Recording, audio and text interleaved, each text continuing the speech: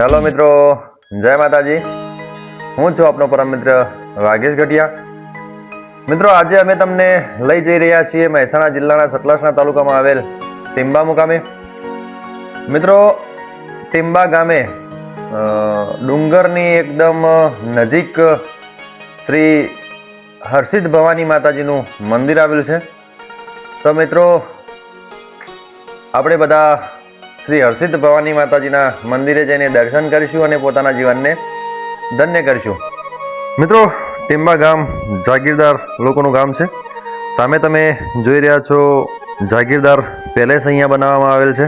ખૂબ સુંદર દ્રશ્ય આપણને સામે દેખાઈ રહ્યું છે। મિત્રો, આ પેલેસ આગળ થઈને આપણે શ્રી હર્ષિત ભવાનીના મંદિરે જવાનું હોય છે। સામે તમે જોઈ રહ્યા છો ટીંબા સ્ટેટ સમસ્ત જાગીરદાર પેલેસ। ખૂબ સુંદર અને નયન રમ્ય દ્રશ્ય આપણને સામે દેખાઈ રહ્યું છે। અને હવે આપણે અહીંયાથી આગળ શ્રી હર્ષિત ભવાનીના મંદિરે જઈશું। મિત્રો, સામે તમે જોઈ રહ્યા છો ડુંગરના નાના એવા ટેકરા ઉપર મંદિર બનાવવામાં આવ્યું છે। આપણે એકદમ મંદિરની નજીક પહોંચી ચૂક્યા છીએ। મિત્રો, અહીંયા ઉપરથી ખૂબ જ સુંદર દ્રશ્ય નીચેનું આપણને દેખાઈ રહ્યું છે અને આજુબાજુ જે ડુંગરો છે એ ડુંગરનો નજારો પણ ખૂબ સુંદર આપણને દૃશ્યમાન થઈ રહ્યો છે। મિત્રો, નીચે તમે જોઈ રહ્યા છો ટીંબા ગામ છે। ખરેખર ખૂબ સુંદર દ્રશ્ય અહીંયાથી આપણને દેખાઈ રહ્યું છે અને આગળ આપણને અહીંયાથી સતલાસણા સિટીનો પણ નજારો અહીંયાથી દેખાઈ રહ્યો છે। મિત્રો, સામે તમે જે ડુંગર જોઈ રહ્યા છે ડુંગરની નજીક આગળ આપણે વિડીયોમાં બતાવ્યું હતું એ શ્રી ચેહર માતાજી, જોગણી માતાજી ને બ્રહ્માણી માતાજીનું મંદિર હતું અને સામે સતલાસણા દેખાઈ રહ્યું છે।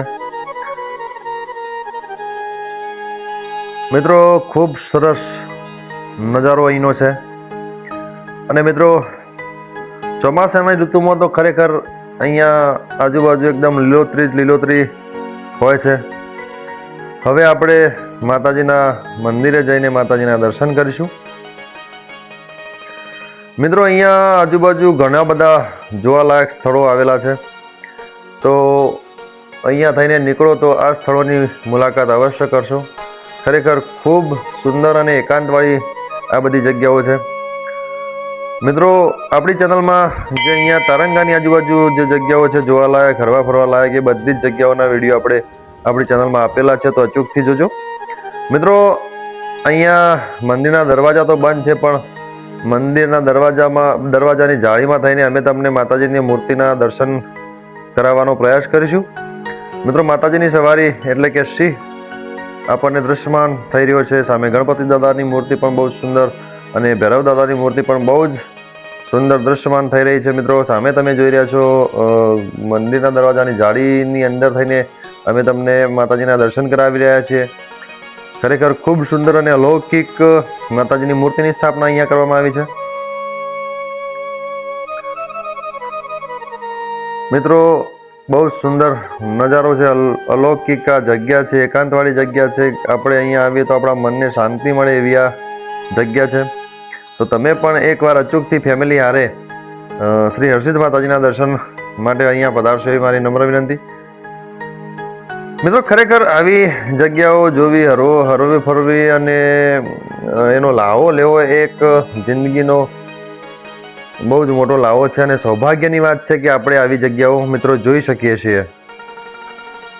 તો મિત્રો, અમે તમને આગળ પણ અમારી ચેનલમાં આવા સુંદર દૃશ્યો અને સુંદર નજારો અને ધાર્મિક સ્થળોની અમે તમને મુલાકાત કરાવવાના છીએ। તો તમે અમને ફૂલ સપોર્ટ કરશો અને અમારી હારે જોડાયેલા રહેશો। અમારી ચેનલને લાઇક, શેર અને સબસ્ક્રાઈબ કરજો। અને મિત્રો, આ વિડીયો અમે અમારી FB આઈડી એટલે કે વાઘેશ ગઢિયા ફેસબુકમાં પણ મૂકવાના છીએ। તો અમારી FB આઈડીને પણ ખૂબ ફોલો કરજો, શેર કરજો અને અમને ફૂલ FBમાં પણ સપોર્ટ કરશો એ મારી નમ્ર વિનંતી છે। મિત્રો, સામે તમે જે વડોક હાઈવેનો જોઈ રહ્યા છો એ વડોક ઉપર પણ એક મસ્ત નાનું એવું મંદિર શ્રી શીતળા માતાજીનું મંદિર ત્યાં આવેલું છે। એના પણ પરચા મિત્રો ખૂબ અપરંપાર છે। એટલે અહીંયા આવો તો આજુબાજુ જે નાના નાના મંદિરો છે બધા મંદિરોની મુલાકાત કરશો અને પોતાના જીવનને દર્શન કરીને મિત્રો ધન્ય કરશો. ખરેખર અરવલ્લીની ગિરિમાં વચ્ચે આવેલ મિત્રો આ જગ્યા બહુ જ રળિયામણી અને સુંદર જગ્યા છે. તો મિત્રો આવા જ સુંદર સુંદર દ્રશ્યો અમે તમને બતાવવાના છીએ, તો અમને ફૂલ સપોર્ટ કરશો. અને આગળ પણ જો તમને કોઈ તકલીફ લાગતી હોય, અમારા વિડીયોમાં ભૂલ ચૂક લાગતી હોય તો અમને કોમેન્ટ કરીને જણાવશો, જેથી કરીને અમે અમારી ભૂલ સુધારી શકીએ. તો મિત્રો આવા જ સુંદર અને સરસ વિડીયોમાં અમે તમને મળતા રહીશું ને નવા નવા લોકેશન, નવા વિડીયો બતાવતા રહીશું. તો નવા વિડીયોમાં ફરીથી મળીશું.